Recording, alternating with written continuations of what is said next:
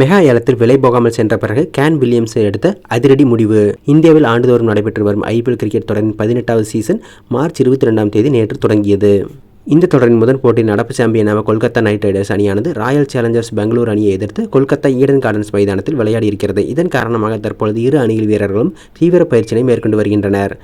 இந்த தொடருக்கு முன்னதாக கடந்த ஆண்டு இறுதியில் சவுதி அரேபியாவில் மெகா ஏலம் நடைபெற்றிருந்தது. அந்த மெகா ஏலத்தில் வீரர்களின் அணி மாற்றமும் நிகழ்ந்தது.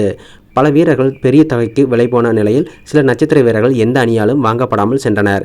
அந்த வகையில் நியூசிலாந்து அணியின் முன்னாள் கேப்டனான கேன் வில்லியம்சன் எந்த அணியாலும் வாங்கப்படாமல் சென்றது ரசிகர் மத்தியில் ஏமாற்றத்தை அளித்தது. இந்த நிலையில் IPL தொடரில் விலை போகாத கேன் வில்லியம்சன் இந்த ஆண்டு 2025ஆம் ஆண்டு IPL தொடரில் வர்ணனையாளராக செயல்பட உள்ளார் என்ற தகவல் வெளியாகியுள்ளது. கடந்த 2016ஆம் ஆண்டு சன்ரைசர்ஸ் ஹைதராபாத் அணி கோப்பையை வென்ற பொழுதும் கடந்த 2022ஆம் ஆண்டு குஜராத் டைட்டன்ஸ் அணி கோப்பையை வென்ற பொழுதும் அந்த அணிகளில் இடம்பெற்றிருந்த அவர் 2 முறை IPL கோப்பைகளை வென்ற அணிகளுக்கு இருந்துள்ள பெருமைகளை உடையவர். தற்பொழுது புதிய அவதாரத்தை எடுத்துள்ள அவர் இந்த ஆண்டு வர்ணனை செய்ய இருப்பது அனைவரது மத்தியிலும் கவனத்தை ஏற்படுத்தியுள்ளது. கடந்த 2015ஆம் ஆண்டு IPL கிரிக்கெட் தொடரில் அறிமுகமான அவர் இதுவரை 79 போட்டிகளில் விளையாடியுள்ளது குறிப்பிடத்தக்கது. ஏற்கனவே IPL தொடரில் இருந்து ஓய்வு பெற்ற பல்வேறு முன்னாள் வீரர்கள் வர்ணனையாளராக செயல்பட்டு வரும் வேளையில் தற்பொழுது கேன் வில்லியம்சன் அந்த வரிசையில் இணைந்துள்ளார்.